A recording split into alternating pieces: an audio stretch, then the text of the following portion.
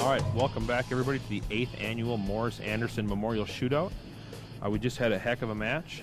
We had David Langer beat Sam Lanto 205 to 198. A very good match. Spares were the name of the game. That's what they were. This match we have Mike Schmidt from Canada. He pretty much dominated all day today until Matt Smolin came up from behind, took the lead late in the day. I think it was game 10 or 11, but very solid all day.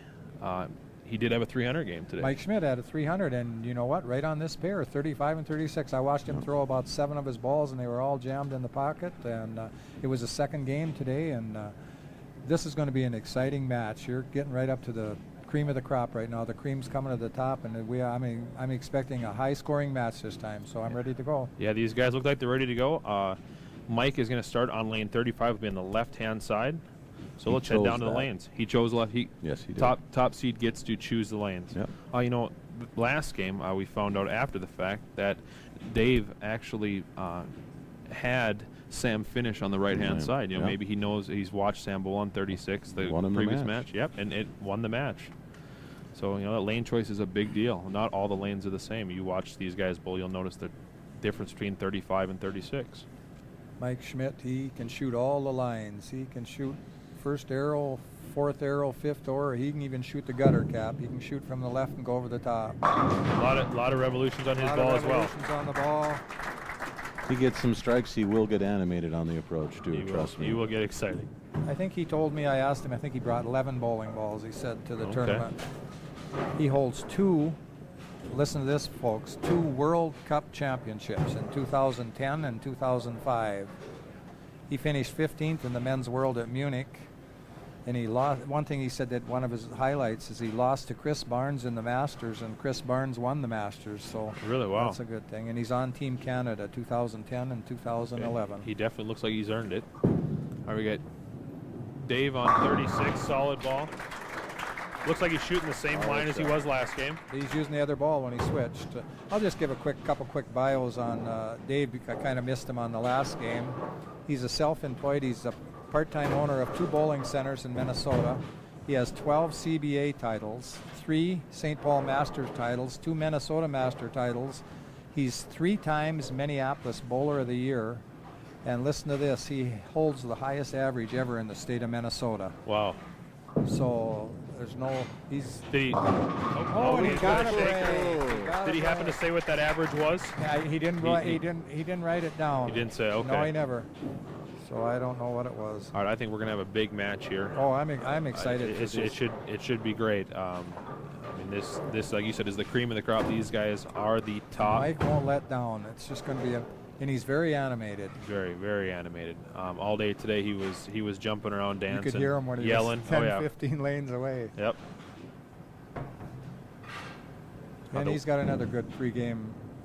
He just sits there. If you watch his arms, he shakes his hand into the ball. Yeah. He moves his elbow. He does everything he needs to make sure he sets his shoulders and sets his elbow on his side. Very smooth at the line. Very smooth. All right, we got a double. Discussing this with your brother Ryan earlier today. It's like every shot is a pose at the foul line. He is exactly the same every shot. He does look the same every shot. And then you know why he's a world champion. Yeah, exactly. I asked him how many 300 games he had, and he said approximately 61 300 games. Cows. And I says, how many 800 series? And he wouldn't answer me, so I just put down his high series is 869. Well, he's got a high average of 248, so that's probably the high average in Minnesota. that is amazing. That's almost 250 a pop. Oh. Yeah, you got to shoot 750 to shoot your average. That's kind of a big deal. That's Dave I'm talking about now. Mike Schmidt has 19 300s. His high series is 837, and he has a 232 high average. Leaves a 10 pin. 6 went a little high around the 10 pin. That's when he yelled carry. He was thinking, come on, get lucky, carry that 10 pin. No, he bowled very well all day. I watched him most today. Trying to figure out what his spare ball looks like here. It looks really neat going down the lane, but it was just white with like scratch marks on it or what it's.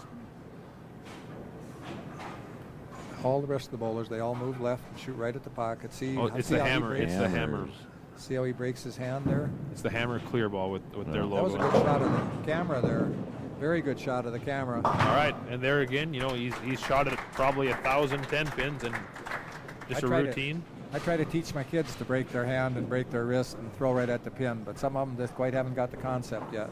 But, you know, you got these guys, they bowled many games, many tournaments. Oh, right. And I guarantee you guys practice all week long. Yes, they do. They bowl a lot of tournaments. Bowl a lot of tournaments, league bowlers, I'm sure. Right.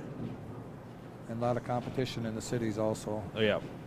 For Dave. Dave could take control if he carries here. He lifted that good. And he does. You know, one thing we should mention is the last few years, the left-handed bowlers have kind of taken advantage of the lanes or have seemed to dominate. We usually get a few lefties in the show. I don't think there's a lefty in the show today. No, there wasn't, but it was kind of an even. I think out of the top makers, I don't know.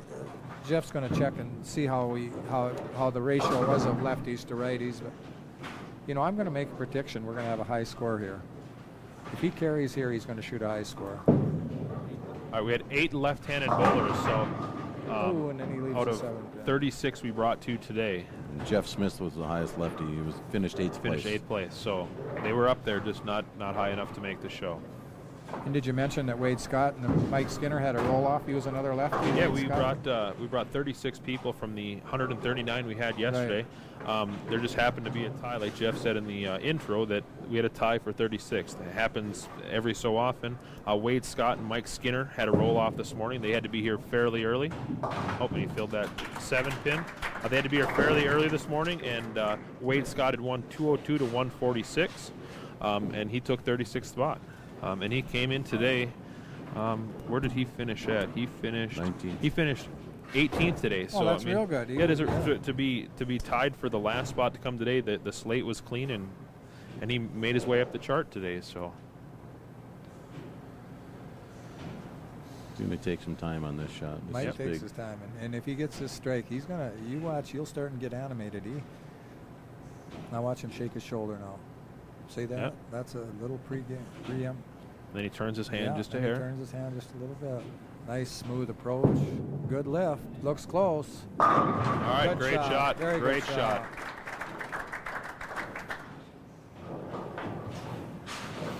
Yep, and he gets back and he thinks about his next shot, knows what he did right, did what he did wrong, what felt wrong. He's ready to make his next shot on 35.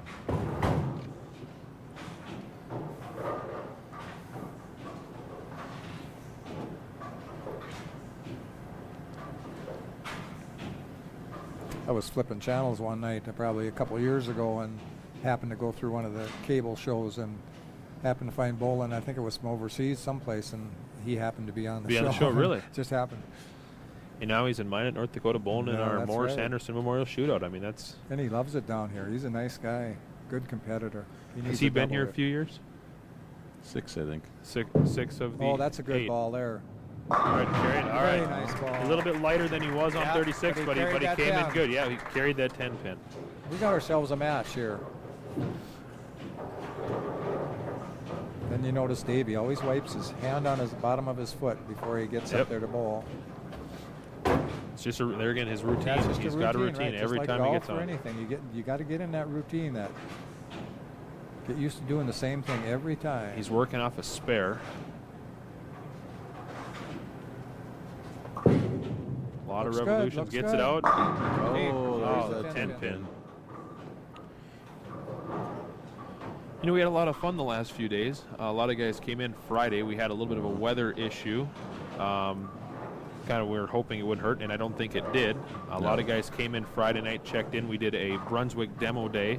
We had the shot out so the guys could, maybe take a couple shots Friday night. Yeah. Get ready for Saturday morning. So that was a good turnout. Yeah. A lot of fun. Bowlers are great people. They are.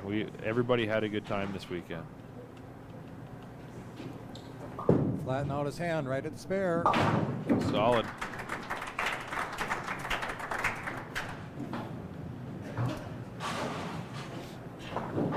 We could have a 1-pin match right now.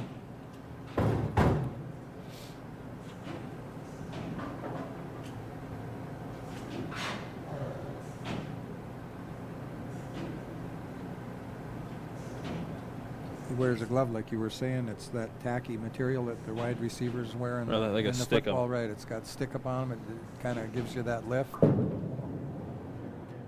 Another 10 pin. Yep, another 10. He thought that one was a 10 off his hand. That's why he was watching that one. Yeah, I think he was hoping for a carry on that one. Luck of the bounce. But now he's sitting there thinking about, what did I do wrong? What could I have thrown differently? He'll make the adjustment. He can't. He's doing fine. He just now think of this spare now. You can't let these things slip by. I see so many times in match play, then all of a sudden zip. How did I go by that 10 pin? Well, last game he won by 7 pins. If he I know. misses a single You're spare, right. he loses that match. He's right on it. Covered and perfect. That is one other thing we try to preach to our junior kids and the kids that we coach. You got to forget about the last shot you made and just think about the future and move on. Spare now, Nothing you strike can do later. about what just happened. Yep. All right, you're not going to change the score at all. You're just going to get up and throw your next ball, and don't be frustrated because that's going to just drag you down on the next shot. Okay, Mike can get in the driver's seat right here. He's going for a turkey on 36. Taking a little extra time.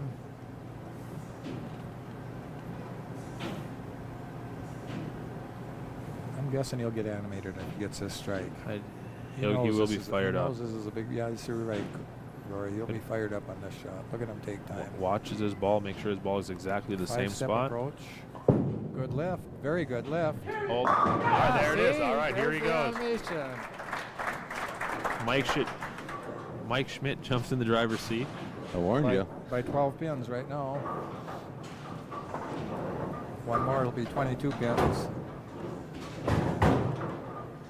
Yeah, like we said earlier, he was very animated all day. He was yelling. When he does get frustrated, he shows his anger a little bit, but then he throws a good ball. He gets excited again.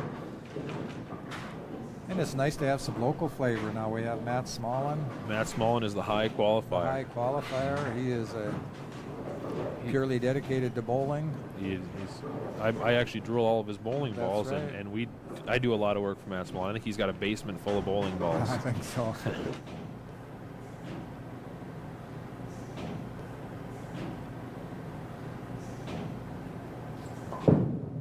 Already got it out. A little high. Little high.